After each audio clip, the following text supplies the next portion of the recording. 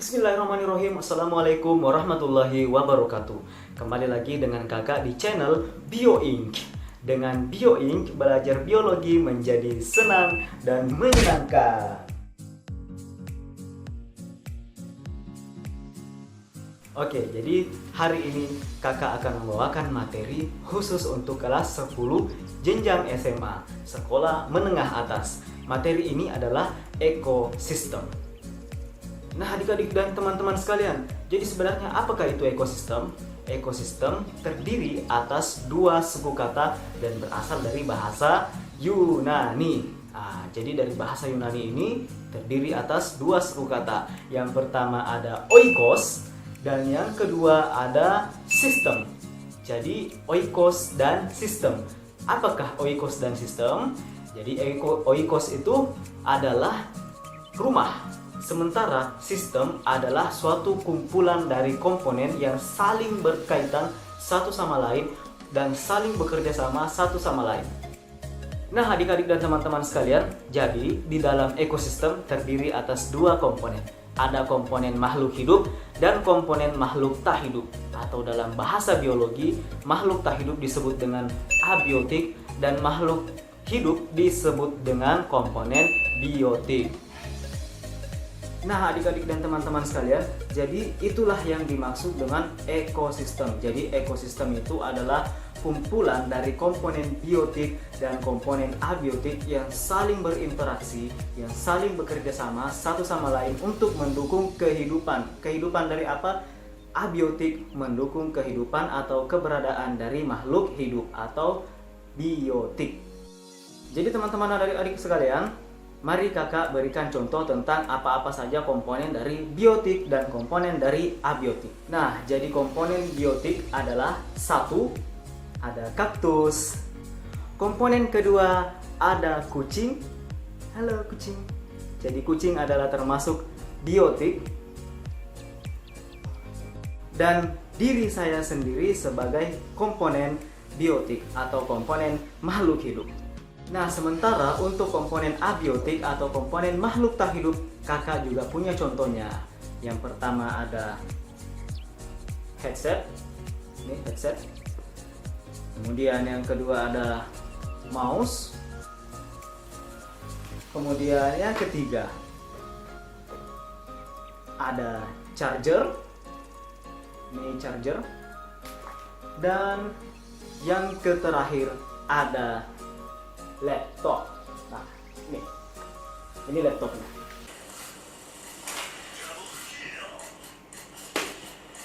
Jadi tidak begitu ya adik-adik dan teman-teman sekalian. Jadi komponen abiotik seperti air, tanah, udara, dan juga air, tanah, udara.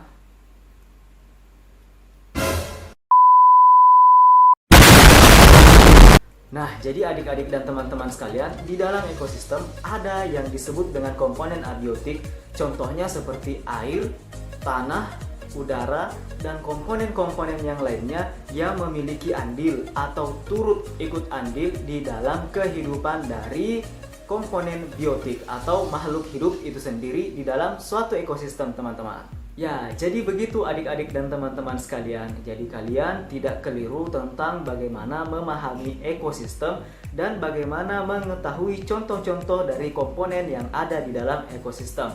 Diingat ya teman-teman dan adik-adik sekalian, bahwa dalam ekosistem ada komponen biotik dan juga ada komponen abiotik. Nah, teman-teman sekalian, jadi kalian telah mengetahui tentang ekosistem itu dan kalian mengetahui tentang komponen-komponen apa yang ada di dalam ekosistem itu sendiri. Jadi diingat, ada komponen biotik dan juga ada komponen abiotik. Jangan terbalik untuk definisinya ya teman-teman.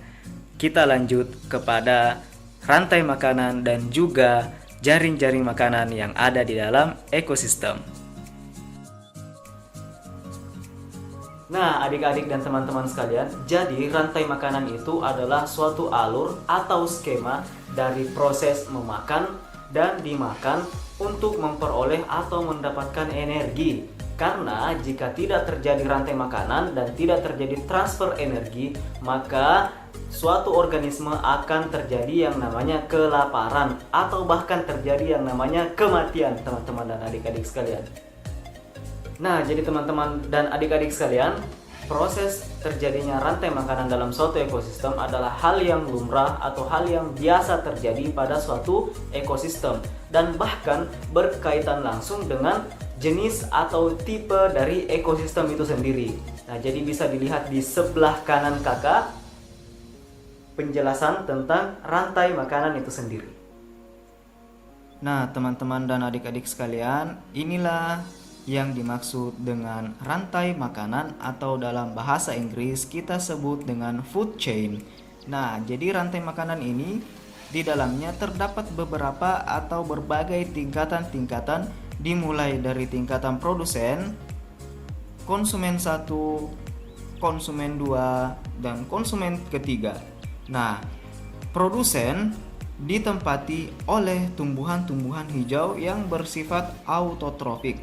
Kemudian konsumen 1 ditempati oleh hewan-hewan herbivora semisal belalang, dan konsumen 2 ditempati oleh karnivora semisal tikus yang bersifat heterotrof, dan tingkatan konsumen terakhir adalah elang yang berupa tingkatan konsumen yang paling atas, teman-teman dan adik-adik sekalian. Kita lihat ada bagan energi di sebelah kiri sini. Nah, skema atau bagan energi ini semakin naik ke atas maka akan semakin mengecil. Mengapa? Karena dari tingkatan produsen yang paling bawah memiliki energi yang paling tinggi dibandingkan keseluruhan dari konsumen 1, 2, dan 3. Sementara konsumen 3 memiliki energi yang paling sedikit dibandingkan dengan konsumen 2, konsumen 1, dan produsen itu sendiri.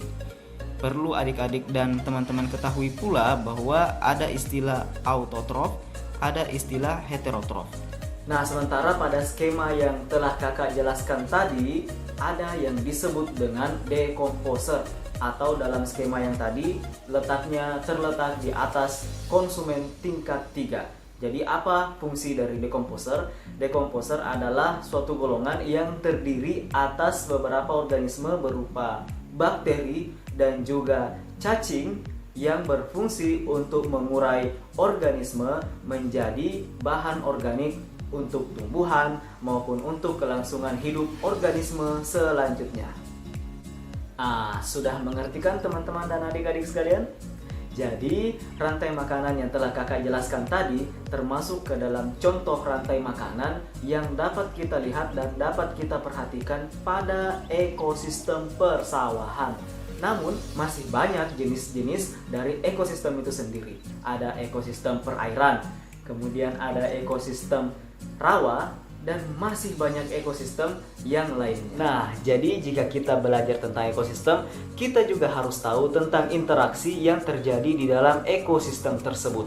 Seperti yang kakak jelaskan tadi, bahwa di dalam ekosistem terjadi interaksi-interaksi antar beberapa komponen, baik interaksi antara biotik dengan abiotik maupun interaksi antara biotik dengan biotik lainnya. Nah, jadi pada kali ini kakak akan menjelaskan tentang interaksi atau simbiosis dari makhluk yang satu dengan makhluk yang lainnya, atau dalam hal ini dari komponen biotik ke komponen biotik yang lainnya.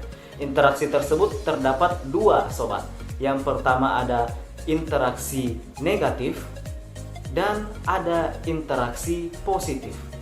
Interaksi negatif seperti dari katanya, interaksi negatif yang mengharuskan ada satu organisme yang dirugikan dan satu organisme yang lainnya diuntungkan. Dalam hal ini contohnya seperti predasi, kemudian ada juga contohnya parasitisme. Dan di sisi lain, jika kita berbicara tentang interaksi positif, maka ada yang namanya simbiosis komensalisme dan simbiosis mutualisme. Nah, jadi hal yang terakhir yang harus kita ketahui di dalam materi ekosistem itu sendiri adalah daur atau siklus kimia di dalam ekosistem. Jadi ekosistem teman-teman dan adik-adik sekalian terjadi yang namanya siklus atau alur kimia. Yang pertama ada siklus hujan atau siklus air, kemudian ada siklus sulfur atau belerang, kemudian ada siklus fosfat atau fosfor, dan yang terakhir ada siklus nitrat. Nah adik-adik sekalian, jadi itu video dari kakak tentang materi ekosistem khusus kelas 10 dalam jenjang SMA. Nantikan video kakak selanjutnya ya, dan jangan lupa untuk terus bantu kakak dalam meningkatkan channel ini dengan cara like, share, dan subscribe channel ini agar kakak dapat meningkatkan mutu dari channel Bio ini. Saya Muhammad Ainur Ridho, tentor biologi dari MC, pamit undur diri. Adios.